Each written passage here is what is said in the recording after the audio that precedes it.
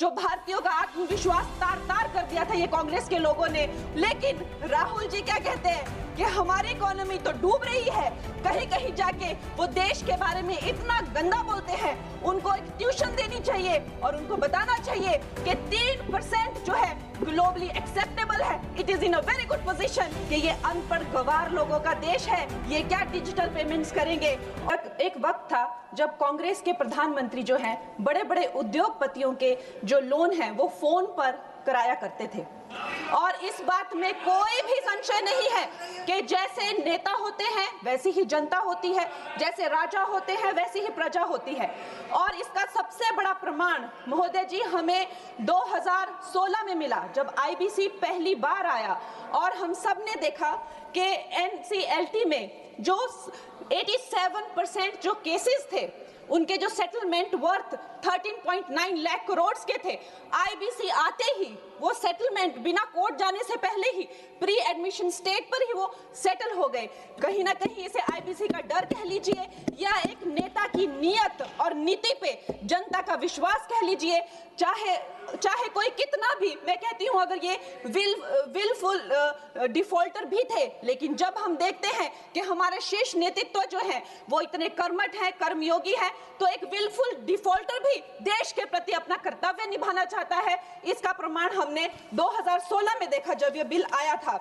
इस बिल का सबसे बड़ा सुधार है महोदय जी, आईबीसी का सबसे बड़ा प्रमुख सुधार है जो एनसीएलटी को जो है 14 दिन का जो विंडो मिला हुआ है, जिसका ट्रिब्यूनल को जो है 14 दिन में ही ये बताना पड़ेगा कि वो ये केस ले रहे हैं या नहीं ले रहे हैं। तो जो क्रेडिटर्स को जो भी असुविधा होती है, जो भी कानूनों की अस्पष्टता रहती है या प्रक्रियागत जो देरी रहती है, उससे हमें बहुत छुटकारा मिलेगा।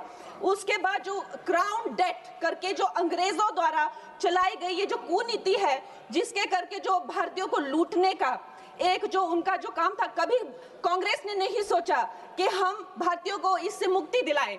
ये काम भी हमारे यशस्वी प्रधानमंत्री नरेंद्र मोदी जी ने किया कि जब भी कोई बैंक कहीं से रिकवरी करेगा तो वहां सरकार को अपनी टांग अड़ाने की जरूरत नहीं है। वो धन जो है लोगों के पास जाना चाहिए, गरीबों का पैसा जो है गरीबों के पास जाना चाहिए। और इसके लिए हम बहुत आभार व्यक्त करते हैं इस बिल की। और प्रधानमंत्री जी महोदय जी, बैंक जो है किसी भी अर्थव्यवस्था का जो है वो आधार होते हैं। बैंकों की इतनी खस्ता हालत की हुई थी, 5% से लेकर 20% उनका सिर्फ मात्र रिकवरी रेट था। और ऐसे यहाँ के वित्त मंत्री थे कांग्रेस के जो कहते थे कि ये अनपढ़ गवार लोगों का देश है, ये क्या डिजिटल पेमेंट्स करेंगे।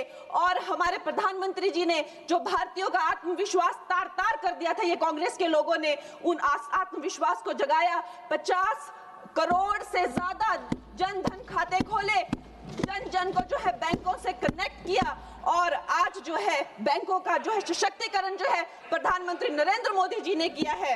एनपीए का जो रेट है, मतलब जो नॉन परफॉर्मिंग एसेट्स थे कांग्रेस के टाइम पे 11.5% थे और अब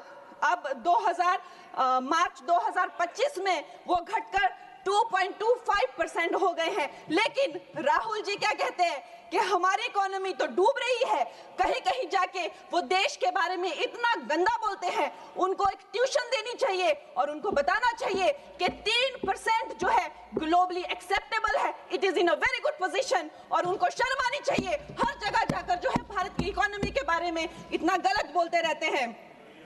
उसके साथ ही ये इसका सबसे बड़ा सुधार जो है वो है क्रॉस बॉर्डर इंसॉल्वेंसी के, मतलब जो हमारे जितने क्रेडिटर्स हैं अब वो बाहर के देशों में जाकर भी जो है अपनी रिकवरी कर सकते हैं, बाहर के देशों के एसेट से भी अपनी रिकवरी कर सकते हैं, वहां भी डिफॉल्टर्स पे केसेस कर सकते हैं और भारत में अपना लूटा हुआ या खोया हुआ धन जो है वो भारत में वापस ला सकते हैं।